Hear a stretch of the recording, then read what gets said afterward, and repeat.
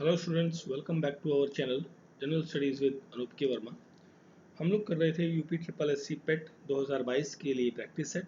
और इस सीरीज़ में अभी तक हमने कर लिए हैं के नंबर तक का जो सेट था वो हमने कवर अप किया है, और कुछ और एडिशनल वीडियोस भी आपको पूरे फोल्डर्स के अंदर या कह लीजिए आप प्ले लिस्ट के अंदर देखने को मिलेंगे। आई होप सो वीडियोज़ आपको अच्छे लग रहे होंगे। तो बढ़ते हैं अपने अगले सेट की तरफ, जो है हमारा सेट एल। तो देखते हैं, पहला क्वेश्चन है हमारा आज का। इसमें पूछा है which acid is present in curd, मतलब दही के अंदर कौन सा अम्ल मौजूद है, इसके बारे में पूछा गया है। तो देखिए, दही के अंदर, दही किससे बनता है? दही आपका बनता है या कर्ड बनता है आपका किससे? मिल्क से। और मिल्क के अंदर कौन सा एसिड या अम्ल जो प्रेजेंट होता है वो होता है आपका लैक्टिक एसिड। ठीक है, लैक्टिक एसिड। तो जो एसिड आपका मिल्क के अंदर प्रेजेंट होगा वही एसिड आपका कर्ड में होगा। तो यहाँ पर करेक्ट आंसर हो जाएगा ऑप्शन नंबर ए, लैक्टिक एसिड। ठीक है, तो एक तो बात हो गई ये वाली। अब अगर जो हम बात करें सिट्रिक एसिड की, तो सिट्रिक एसिड आपको कहाँ देखने को मिलेगा? ये देखने को मिलेगा लेमन्स के अंदर, ऑरेंजेस के अंदर। ठीक है, तो सिट्रिक एसिड यहाँ मिलता है। ऑक्सैलिक एसिड आपको मिलेगा, this is present in tomato. जो टमाटर होता है, टमाटर के अंदर ऑक्सैलिक एसिड प्रेजेंट होता है। टार्टरिक एसिड आपका इमली के अंदर, ठीक है, जिसे आप टर्मिट टर्मिट कहते हैं, टर्मिल या ग्रेप्स, अंगूर, इनके अंदर आपको देखने को मिलेगा टार्टरिक एसिड। ठीक है, तो ये तो बात हुई इनकी। कुछ और चीज़ों की अगर जो हम बात करें, जैसे एप्पल होता है आपका, सेब, सेब के अंदर आपको मिलेगा मैलिक एसिड, मैलिक एसिड। और फिर हम बात करें विनेगर की, अगर जो विनेगर, सिरका जिसे कहते हैं, सिरका के अंदर होता है एसिटिक एसिड। एंड हमारा ऑरेंजेस जो होते हैं, ऑरेंजेस के अंदर होता है, देखिए, सिट्रिक एसिड ऑरेंजेस में भी मिलता है, और साथ में ऑरेंजेस के अंदर एक और चीज़ मिलती है जिसे कहते हैं एस्कॉर्बिक एसिड, एस्कॉर्बिक एसिड के नाम से हम इसे जानते हैं।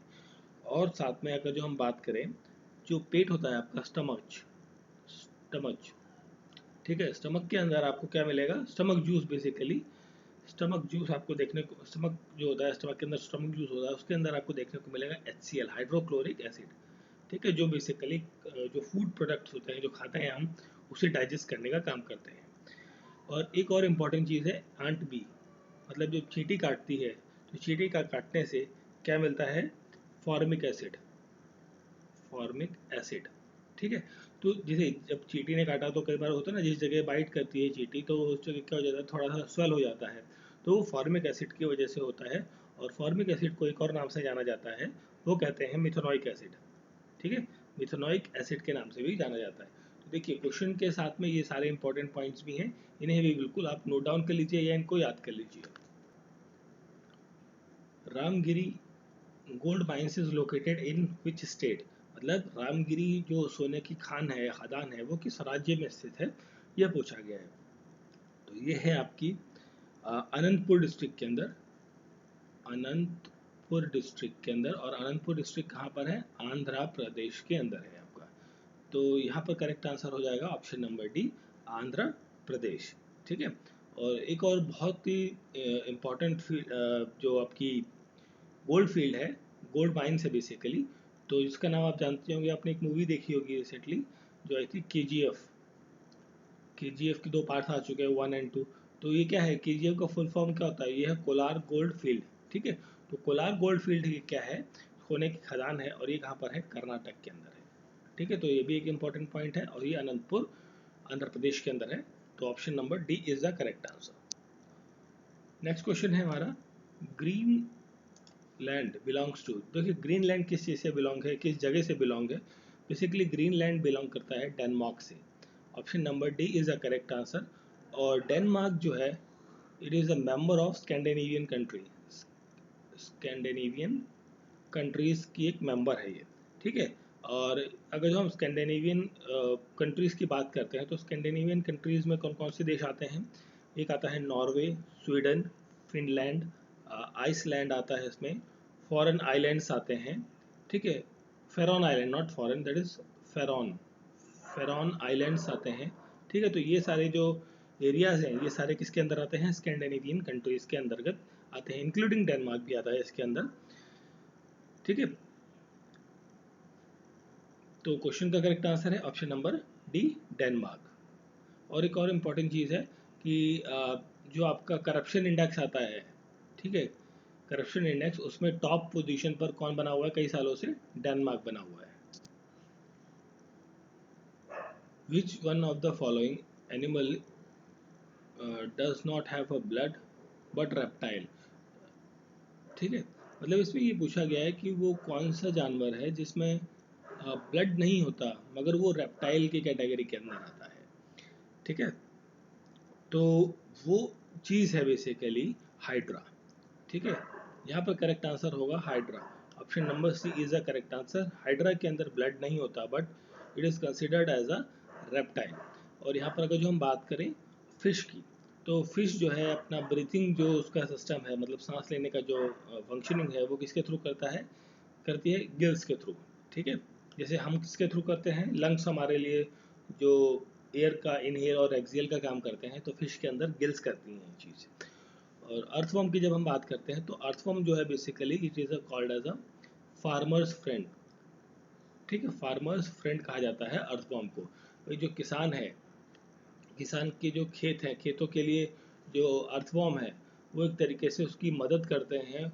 उसके जो सॉइल है, सॉइल के अंदर न्यूट्रिएंट लेवल और ऑक्सीजन को सर्कुलेट करने का काम जो है वो अर्थवर्म करते हैं। ठीक है, तो इस वजह से फार्मर्स फ्रेंड कहा जाता है अर्थवर्म को। तो क्वेश्चन का करेक्ट आंसर है hydra, option number C. Next question है, which one of the following is not true about amphibian? Amphibian से रिलेटेड इनमें से कौन सा जो ट्रू एम्फीबियन नहीं है, बेसिकली ये पूछा गया है। तो यहाँ पर जो टॉर्टाइज है, ठीक है, जिसे आप कछुआ कहते हैं, टॉर्टाइज, तो टॉर्टाइज जो है यहाँ पर करेक्ट आंसर रहेगा। टॉर्टाइज जो है वो एक एम्फीबियन नहीं है, ये कंसिडर किया जाता है एज अ रेप्टाइल। ठीक है, this is considered as a reptile. ठीक है, रेप्टाइल का मतलब रेप्टाइल वाली ये वो स्पीसीज है जो रेंगती हैं बेसिकली। ठीक है, जैसे अर्थवर्म हो गया, स्नेक्स हो गए, तो ये सब क्या है? रेप्टाइल्स है। ये आपकी लेजर्ड वगैरह हो गई, तो ये सब क्या है? रेप्टाइल फैमिली में आती हैं। तो उसी फैमिली में आता है ये टॉर्टोइज, ये एम्फीबियन नहीं है। ठीक है, और टॉर्टोइज जो होता है ये बेसिकली एक तरीके का कोल्ड ब्लडेड एनिमल होता है। मतलब cold blooded animal, cold blooded animal.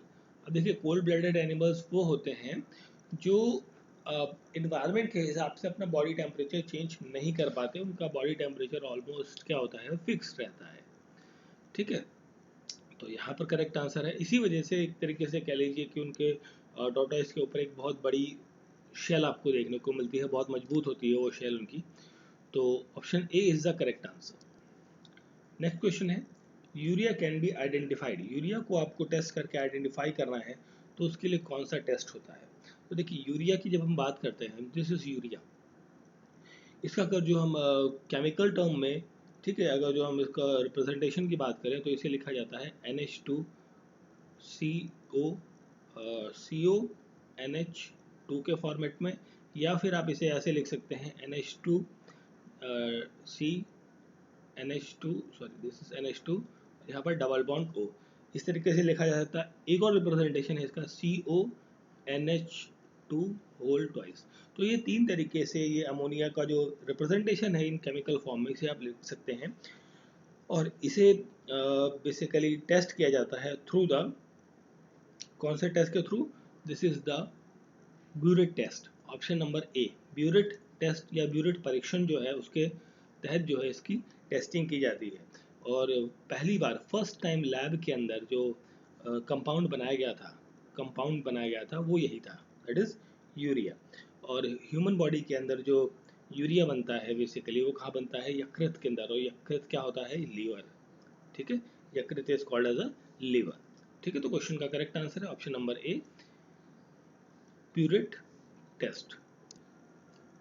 Next question है हमारा, दिल्ली के किस सुल्तान ने स्थाई आर्मी, और स्थाई दो बार आ गया है, ठीक है, तो स्थाई आर्मी मतलब बेसिकली यहाँ पर पूछा है कि दिल्ली के किस सुल्तान ने परमानेंट स्टैंडिंग आर्मी अपनी स्टैब्लिश करी? उससे पहले क्या था कि शुरुआती परमानेंट आर्मी, आर्मी को एक परमानेंट नहीं था भाई। आर्मी क्या थी? बहुत सारे लोग जो थे आर्मी की ट्रेनिंग लिए हुए थे, वो अपना जीवन यापन करते थे। जब ज़रूरत पड़ती थी या जब कोई वॉर होती थी, तब वो लोग एक्टिवली पार्टिसिपेट करते थे एज अ आर्मी पर्सन या सोल्जर की तरह।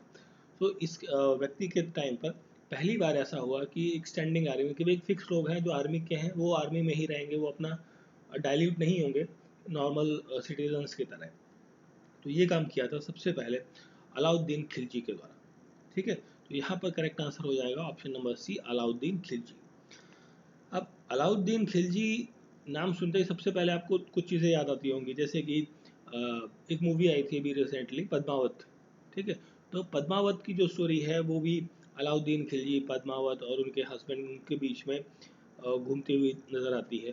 और जो पद्मावत जो कथा है या जो स्टोरी है बेसिकली, इसको लिखा था पद्मावत।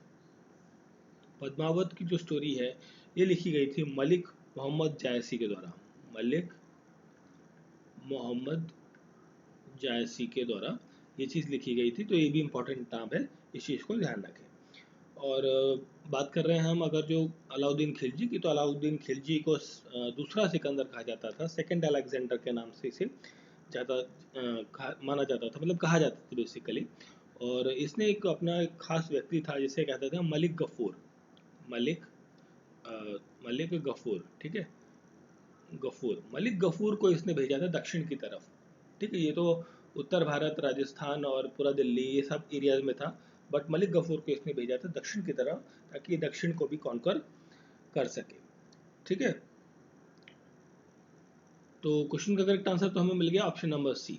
अब इसके साथ में अगर जो हम बात करें यहाँ पर कुतुबुद्दीन ऐबक की, तो कुतुबुद्दीन ऐबक जो है इसे लाख बख्श के नाम से जाना जाता था। किस नाम से? लाख बख्श के नाम से इसे जाना जाता था। और गुलाम वंश जो था, slave dynasty, basically slave dynasty की जो फाउंडेशन रखी थी वो इसी ने रखी थी, स्लेव डायनेस्टी की। गुलाम वंश की जो डायनेस्टी है उसको शुरुआत इसी ने की थी, और इसे गुलाम ऑफ मोहम्मद गौरी कहा जाता है। बेसिकली ये कौन था? ये स्लेव था, ये खुद स्लेव था। और स्लेव किसका था? जो मोहम्मद गौरी था, गौरी, उसका क्या था? ये स्लेव था। ठीक है, और इसकी जो मौत हो जाती है, जब इसकी डेथ होती है, तब ये खेल रहा था एक गेम, उस गेम का नाम था चौगस। चौगस नाम का गेम खेल रहा था। चौगस आज की डेट पर जिसे कहा जाता है पोलो। जो पोलो खेलते हैं, तो उसी गेम को खेलते खेलते इसकी क्या हो जाती है? मौत हो जाती है। ठीक है, फिर हम बात करें यहाँ पर अगर जो बलबन की, तो बलबन जो है यहाँ पर बलबन अपने आप को क्या कहता है यहाँ पर? अपने आप को नैबत खुदाई के नाम से कहलाना पसंद करता है, या जिल्ले इलाही। ठीक है, जो एक अपने वर्ड सुना होगा कि जिल्ले इलाही, तो ये वर्ड जो है बलबन ने ही शुरू किया था कि भाई उसको कहा जाए कि वो जिल्ले इलाही, मतलब उसको संबोधित किया जाए इस तरीके से। और जो सजदा सिस्टम, ये भी इसने इंट्रोड्यूस किया था। सजदा सिस्टम में क्या होता है कि भाई अब आप राजा से, जो बलबन है, किंग है, उसके पास आप जाएंगे, उससे मिलेंगे, तो आपको क्या करना है? सजदा करना है, मतलब अपना सर झुकाकर उसको अभिवादन करना है। और एक और सिस्टम इसने शुरू किया था जिसे कहते हैं पैबोस सिस्टम। तो पैबोस सिस्टम में क्या था कि भाई जब आप देखिए सजदा में क्या हुआ कि आप सर झुका के उसको सैल्यूटेशन दे रहे हैं, तरीके से सम्मान दे रहे हैं, नमस्कार कर रहे हैं। और पैबोस में जब था कि भाई जब आप उसके पास जा रहे हैं, बिल्कुल बहुत करीब पहुंच गए, सभी लोग नहीं बट मोस्टली जो कुछ लोग जो बहुत खास होते हैं जो उसके करीब पहुंच रहे हैं, वो उसके पैरों को, फीट को टच करके, मतलब उसको चूमते थे और फिर उसको इस तरीके से सैल्यूटेशन किया जाता था। तो ये सब चीज़ें यहाँ पर देखने को मिलती थी। और उसने ब्लड एंड आयरन जो फिलॉसफी है, मतलब ये इस पर वर्क करता था। ठीक है, तो ये बात थी। और इब्राहिम लोदी की जब हम बात करते हैं, तो इब्राहिम लोदी जो है बेसिकली बाबर के साथ, इब्राहिम लोदी की लड़ाई हुई थी एक बाबर के साथ, और बाबर के साथ ये लड़ाई हुई थी आई थिंक 1526 के अंदर। ठीक है, आई थिंक डाउट है थोड़ा सा, बट आई थिंक 1526 ही था, राइट। 1526 के अंदर बाबर की लड़ाई होती है, और बाबर की जो डायनेस्टी है वो यहाँ पर शुरू होती है इब्राहिम लोदी की लड़ाई के बाद। ठीक है, बाबर जीत जाता है डेफिनेटली। तो यहाँ पर करेक्ट आंसर है आपके क्वेश्चन का, जो परमानेंट आर्मी से रिलेटेड क्वेश्चन था, अलाउद्दीन खिलजी। ठीक है, next question, a country is said to be a depth trap, मतलब एक कौटी की ऋण जाल में कहा जाता है, मतलब एक तरीके से डेप्थ ट्रैप आप एक तरीके से समझ लीजिए, जिससे कि बहुत सारे जाल फैला दिया, जाल में फंसा दिया किसी कंट्री को। जैसे कि आप आज की डेट में अगर जो हम बात करें, चाइना क्या कर रहा है? चाइना, इसको समझ लेते हैं पहले थोड़ा सा। ठीक है, चाइना क्या कर रहा है, चाइना जो है पैसा बांटे जा रहा है, किसको बांट रहा है, जैसे जो थोड़ी कमज़ोर कंट्रीज़ हैं, जैसे कि अभी क्या क्या उसने श्रीलंका को बहुत पैसा दिया, बहुत उधार दिया, पाकिस्तान को उधार देता जा रहा है। ठीक है, और थोड़ा सा उधार उसने किसको, नेपाल को भी दिया है। ठीक है, बहुत सारा नहीं बैठा, नेपाल को दिया है, इधर थोड़ा बांग्लादेश को भी दिया है।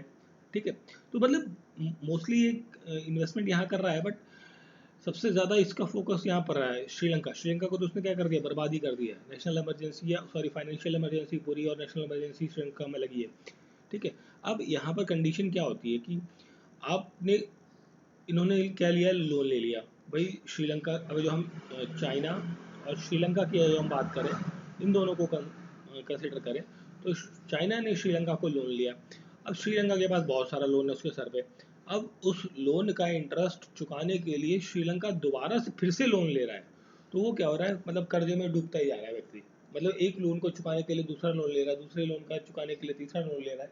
तो इस तरीके से जो नंबर ऑफ लोन्स लेने का जो कार्यक्रम है, उससे क्या होता है कि जो आर्थिक स्थिति है देश की, पूरी तरीके से खराब हो जाती है, कबाड़ा हो जाती है। ठीक है, तो यहाँ पर भी जो कंट्री है वो डेथ ट्रैप, मतलब एक तरीके से जाल में फंसती जा रही है। जैसे इंसान की, नॉर्मल ह्यूमन पर्सन की अगर जो हम अंडरस्टैंडिंग समझे, तो कोई व्यक्ति ए है, ए व्यक्ति ने एक लोन लिया, सपोज करिए 1 लाख रुपए का व्यक्ति ने लोन लिया। अब इस लोन को चुकाने के लिए इस ए व्यक्ति ने दो जगह से 50-50 हज़ार के लोन ले लिए, 50-50 हज़ार के लोन ले लिए। ठीक है, दो जगह से। अब ये 50 चल ही रहा है भाई, इसको पूरा चुकाया भी नहीं है, इसका कुछ परसेंट बचा भी हुआ है, और इसका लोन चुकाने के लिए इसने फिर एक और जगह से, मतलब फिर से 50 हज़ार का कहीं से लोन ले लिया। तो इस तरीके से मल्टीपल लोन्स आप चुका रहे हो। मतलब होता है ना कि एक झूठ को छुपाने के लिए बहुत सारे झूठ बोलने पड़ते हैं, तो वही सीन यहाँ पर बनता जा रहा है। तो इस तरीके से ये ट्रैप बन जाता है। और ये चीज़ होती है कहाँ पर, it is a borrow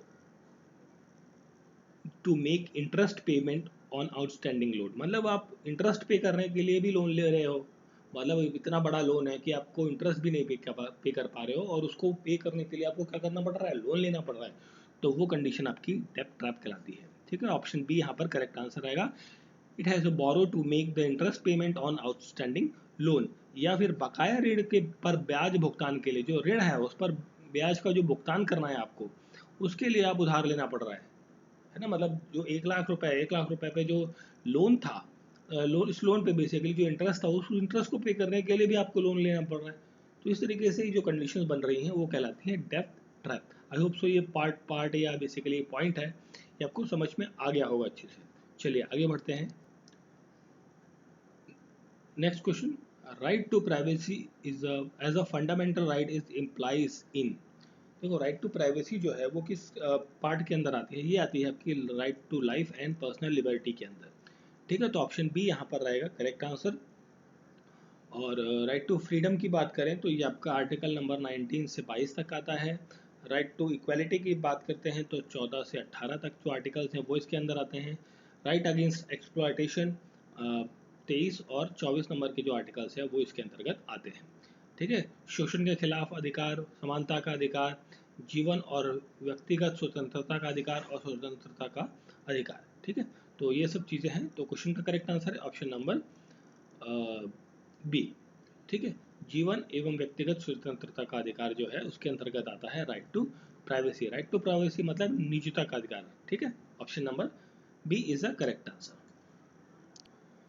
next question है, ecosystem has two components which are. देखिए, इकोसिस्टम के अंदर दो कंपोनेंट होते हैं, वो कौन से हैं? तो देखिए, वो दो कंपोनेंट होते हैं आपके बायोटिक और अबायोटिक कंपोनेंट। देखिए, इसे जैविक और अजैविक कंपोनेंट जिन्हें कहा जाता है। ऑप्शन नंबर ए यहाँ पर करेक्ट आंसर है। इस चीज़ को पहले समझ लेते हैं। ऑप्शन नंबर ए आपका हो गया करेक्ट आंसर।